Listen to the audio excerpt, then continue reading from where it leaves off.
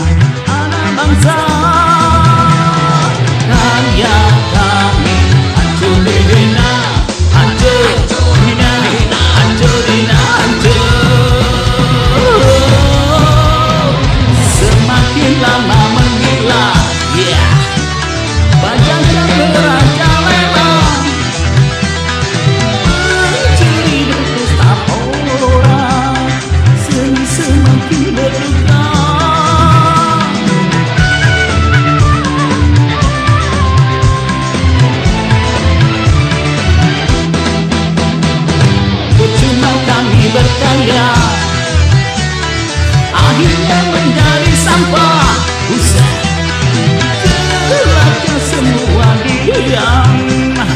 Jelas itu disengaja. Kami para seniman sudah mati berkarya, sekarang terserah mau jadi apa.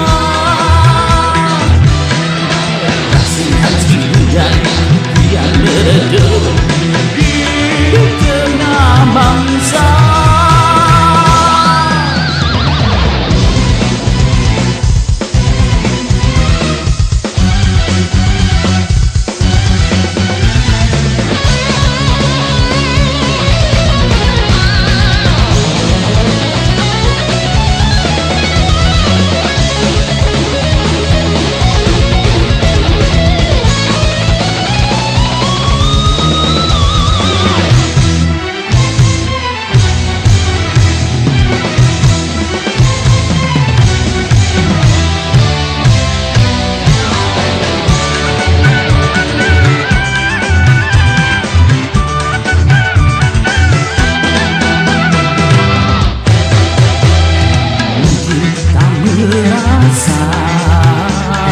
Luka anak bangsa mungkin tak merasa luka anak bangsa.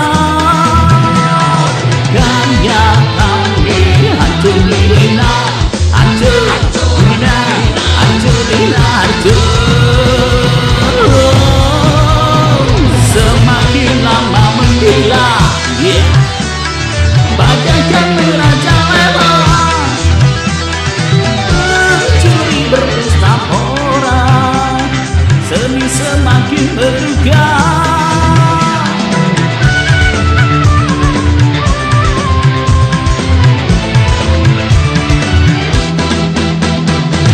Percuma kami berkarya, akhirnya menjadi sampah, usah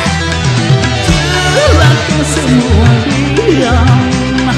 Jelas itu disengaja.